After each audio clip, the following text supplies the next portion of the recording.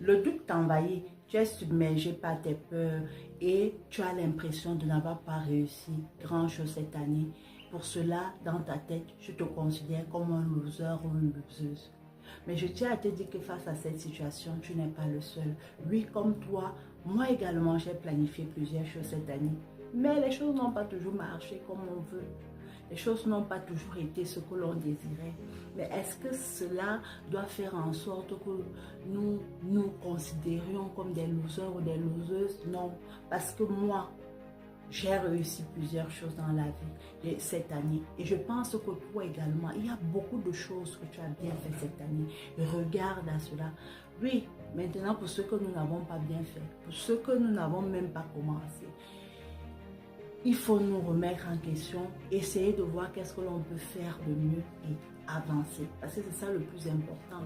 Face à un échec, ce qui est marquant, ce n'est pas l'échec, mais ce qui est marquant, c'est ce que tu décides de faire après cet échec.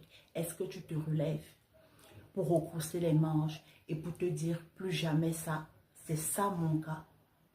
Et je souhaite que ce soit ton cas. Mais, ou alors, est-ce que tu restes là à pleurnicher, à te dire oui, j'ai loupé, j'ai raté, mais le temps passe. Le temps passe et ce qu'on a raté là ne reviendra pas. Ce qu'on a raté ne reviendra pas. Essayons seulement d'avancer, essayons de faire mieux, essayons de réussir, essayons de poser des actions qui vont changer le cours ou la situation qui s'est déroulée. Et réécrivons encore en grande ligne ces priorités que nous avons loupées. Et pourquoi pas commençons par ça cette année, en se disant que ce que l'on n'a pas pu bien faire là, on commence par ça. D'ici juin, on a bouclé tout cela et on peut avancer. Donc ne baisse pas les bras. Quelle que soit la situation qui arrive, ne baisse pas les bras, n'abandonne jamais. Parce que c'est au soir de sa vie, c'est quelques années après que l'on saura si on est des winners ou des losers. Parce que je suis sûre que toi et moi, nous allons nous relever et nous allons faire de grandes choses. Du courage à toi, ne baisse surtout pas les bras, continuons à avancer.